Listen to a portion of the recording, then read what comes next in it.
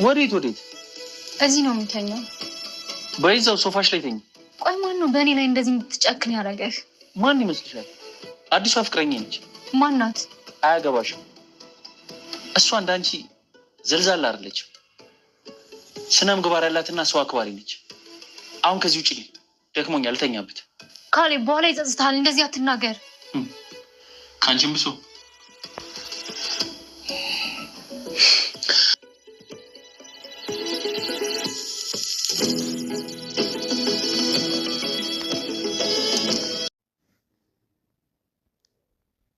ካሌብና የቲና ነገራቸው እንግዲህ አሁን ሁሉም ነገር እየቀራ እየመጣ ነው። ካሌብም አባባ እነኝን ሰዎቹ ዝም ብለህ ታዋቸዋለህ አለ። እንግዲያውስ ምን ላድርግ? አሁን እኮ እኔም ማባረር ይችላለሁ። ለወደፊቱ ላንተም ለነም እዚች ጋር አደጋ ይመጣል አለና ለካሌብ ተናገረው። ምክንያቱም ሊጠቁ ይችላሉ። ስለዚህ አሁን ቀስ በቀስ ነገሩን ያመቻቸን እነሱ ተማሮ ተናዶ እንዲወጡ ዝም ብሎ ማየት እንጂ እኛ ውጡ ብለን ከቤት ማባረር አንችልም ብሎ ለካሌብ ነግረዋሉ። አባባ ማለት ነው።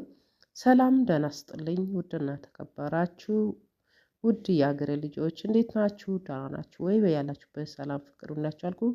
ዛሬ ክፍል አልኳችሁ ትሁት ክፍል 33 ይዤላችሁ መጥቻለሁ። ቪዲዮ እንዳያችሁ ሼር ላይክ ያደርጋችሁ ይለፉ ማለት ነው።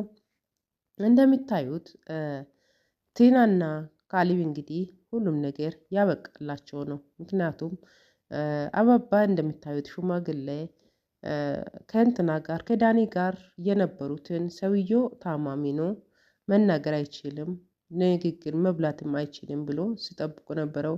እሱ ቁጭ ብሎ ታማሚ ነኝ ብሎ ቁጭ ብሎ ዳኒና ቲና ምን እንደሚሰሩት ሁሉም ነገር በገንዘብ እንደሆነ ካሌብን ቲና እንደማትወድ እንደማታፈቅር በገንዘብ ወይም ሰውየው ከሞተ በኋላ ዳኒ ዳማ ነው ካሌብ ደግሞ ከሞተ በኋላ ቤቱን ለመውረስ ነበረ ከዳኒ ጋር እየተመካከሩት። ምክንያቱም ዳኒና ቲና ካሌብና ቲና ባልና ሚስት ነበረ። ዳኒ ላይ ሌላ ውሽማ ካሌብ ላይ ሌላ ውሽማ ያዘች ማለት ነው። በዛን ሰዓት ያው ሽማግሌ ታማሚ ነኝ፣ ምንም ዘገምተኛ ነኝ፣ አልናገርም፣ አልሰማም ብሎ ቁጭ ብሎ እንግዲህ ሁሉም ነገር ሲያጣራ ሲቆጣጠር ነበረ። መጨረሻቸው ያው አሁን ላይ እንደዛ ሆኖ ቀረ። ካሌብ እንግዲህ አባቴ ይህን ሰውየው ማውጣት አለብኝ፣ እነዚህ ቤት ሌላ ነገር እንዳይፈጠር እኔም ሌላ ፍቅረኛ ይዣለሁ እና እነኚህ ካልወጡ እኔ የቤቴ አምጥቼ ሚስቴ ጋር ወይም ከፍቅረኛ ጋር መኖር አልችልም ብሎ ተናገረ። ልጄ ተረጋጋ፣ ሁሉም ነገር በጊዜው ይሆናል፣ ችኩል ደግሞ ጥሩ አይደለም፣ ሊጎዳም ስለምችል ተረጋጋ አለው። ካሌብ እንግዲህ ሌላ ፍቅረኛ አለችና እሱም እየተመላለሰች ፋዘርን ነው አባባ ተብዬው ሽማግሌውንም እየመጣች ትቀርበዋለች። እሳቸውም ወዶታሉ፣ እሱም ወዶታል። በመሃል ዳኒም እንደዛው ያፈቅራታል። አሁን ቲናንም ያፈቅራታል። ያችኛው አዲስ የካሌብ ሚስትም ፍቅረኛውንም እሱም ያፈቅራታል። ዳኒ ማለት ካሌብ ያዘውን ነው እንዴ? ዳኒ ደግሞ ሚጥሞ በጣም ይገርማል። እና አሁን ካሌብ እንግዲህ አዲስ ጩኛ ጥሩ ነች፣ አበባም መርጠዋለሁ ጥሩ ስለሆነች እኔ አሁን እሷን ማግባት አለብኝ፣ እነኝን አስወጣቸው እያለ ይገኛል። ዳኒ ደግሞ ትሁትን እንግዲህ መንገድ ላይ ለመጣል አስበዋል። ትሁት ጥሩ ሰው እንዳልሆነች ከዚህም በፊት ተይ ተረጋጊ ስልሽ ነበረ። አሁን አንቺ በሰራሹ ስራሽ ነው እንግዲህ አሁን ራሱ ይንትን ያለሹ እየታየልሽ ያለው የሰራሹ ስራሽ ነው። አሁንም ግፍን ያገኘሽ ያለሹ ትሁትን እንግዲህ ከትሁት ጋር እንደተመካከሩት አይደለም። ዳንና ትሁት ማነው ቲና ማለቴ አሁን ላይ ዳኒ ቲቶ ሌላ ካሌብ ያፈቀረ ፍቅረኛው ጋር ነው ያለው። ቲና አታውቅም። በመሃል ግን ጥርጥር አለባት። እናንተ ገንዘብ የምናገኝበትን ማላ እንፍጠር፣ ዝም ብለን ለምን እንቀምጣለን? ምክንያቱም ከዚህ ቤት መውጣታችን አይቀርም፣ አባባም ውጡ እያሉ ስለሆነ እንወጣለን። ስለዚህ ሰርተን መተዳደሪያ የምንኖርበትን ስራ ፈልገን አብሬ እንስራ እያለች ቲና ትናገራለች ማለት ነው። ዳኒም ችግር የለውም እኔ እንሰራለን እንወጣለን እያለ የተናገረ ነው። በመሃል የካሌብ ሚስት አገኘችና አንቺ ምንድነው እዚህ ቤት ባትመጪስ ምንድነው የምትመላለሽ ምን አለሽ እያለች ቲና ትጨቃጨቃታለች። መጨረሻ ላይ እሷም እንትናም ነገራት ማለት ነው። ዳኒ ማን ነው ካሌብም ዳኒ ያው ሌላ ፍቅረኛ ማን ነው ቲናና ዳንኤል ፍቅረኛሞች እንደሆኑ ካሌብም ነገራት ማለት ነው።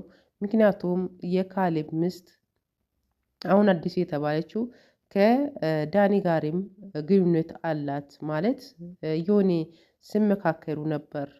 ይገርማል። የካሌብ እድል እሱ የያዘውን ነገር ነው ዳኒ ደግሞ የሚይዘው እድሉ እንዴት እንደሆነ አይታወቅም። እና አሁን ደግሞ ካሌብ እሱ የያዘውን ፍቅረኛ ዳኒ ደግሞ አሁን እየጀነጀነ ይገኛል ማለት ነው። ዳኒ ግን ወዶታል፣ አባቢም ወደዋታል። ልጅቱ ጥሩ ልጅ ነች፣ የተረጋጋች ነች፣ ወድጃታለሁ ብለዋሉ እሳቸው ማለት ነው። ስለዚህ አሁን ካሌብ ቁርጡን ነግሬ እሷም ከሱ እንድትቋረጥ ነው አሁን ለአዲሱ ፍቅረኛ ስለ ዳኒና ስለ ቲና ምስጢሩን እየተናገረ የነበረው። መጀመሪያ እህትና ወንድም ብሎ ነበሩ ያስታውቁት። አሁን ደግሞ እራሱ ዳኒ ወንድምና እኔና ቲና ወንድምና እህት ነኝ ብሎ ነው እየተናገረው። አሁን ግን ካሌብ እንግዲህ ገበናቸውን ዘግዝቆ እየተናገረ ነው። ምክንያቱም እንደዚህ ካልተናገርኩ ከካሌብ ጋር ማነው ከዳኒ ጋር አትለያይም፣ አሁንም ትቀጥላለች። እሱም ውሸቱን እንደ ዋሼ ልጅቱን ህይወት ስለሚያበላሽ ከኔም መውሰድ ስለሚችል ብሎ የራሱን ውሳኔ ወስኖ ባልና ሚስት እንደሆኑና እጩኛሞች እንደሆነ እየተናገረ ነበር። እሷም ደነገጠችው። በመሃል ደንግጣ እንዴት ብላ ስትናገር ነበር። እነሱ እጩኛሞች ናቸው ባልና ሚስት ናቸው ብሎ ተናገረ እና ከዛ ተማሮ መጣና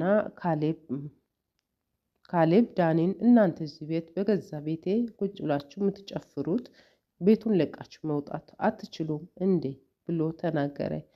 ዳኒም እኔ ቤቱን ለቅቄ አልወጣም፣ አባቢ ቤቱ የአባቢ እንጂ ያንተ አይደለም፣ ስለዚህ አባቢ ውጣ አላሉኝም፣ ውጣ ስሉኝ ነው የምወጣው እንጂ ዝም ብዬ አልወጣም ብሎ ለካሌብ ነግሮታል። ካሌብ እንግዲህ በገዛ በአባቴ ቤት ቁጭ ብሎ ዝም ብሎ በሱ ሚስት ላይ እየተጫወተ ይገኛል ማለት ነው። በመሃል ሰውየው ደግሞ ከቤት ውጪ ወይም ካልወጣሽ አለበለዚያ ገብተሽ ትሁትን አግዢ፣ ኩሽና ገብተሽ መስራት አለብሽ ብሎ ተናገረ። እሷም ተነስታ እየተበሳጨች ትሁት ጋር ማን ነው ኩሽና ገባች ማለት ነው። ኩሽና ገብታ አንቺ የምናገርሽ ነገር መልካም ንግግር ለምንድን ነው ማትመልሺ አለቻት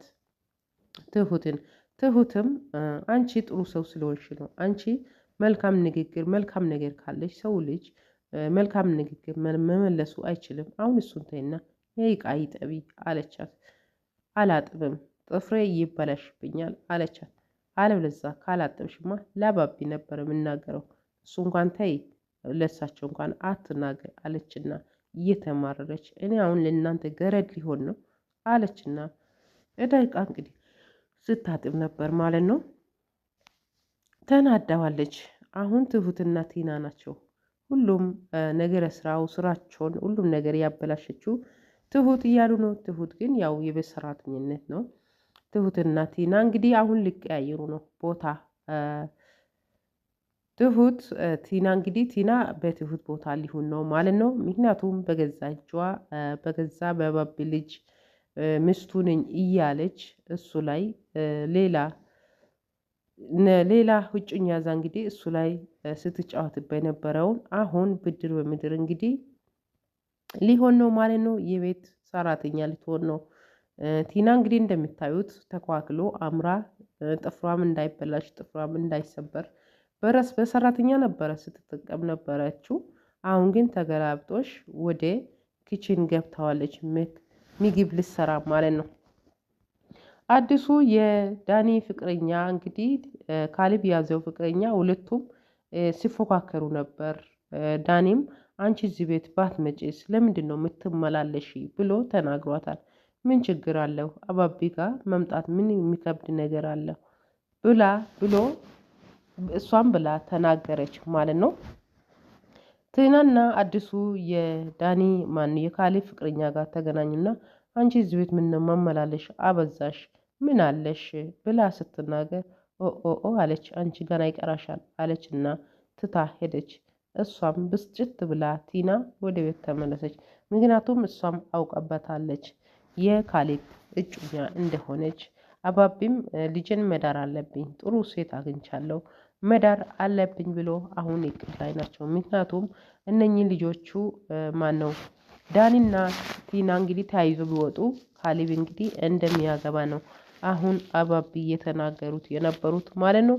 እንደሚታዩት የትሁት ክፍል 33 ነው ማለት ነው። ቪዲዮ እንግዲህ በጣም ደስ የሚል አስተማሪ የሆነ ቪዲዮ ነው።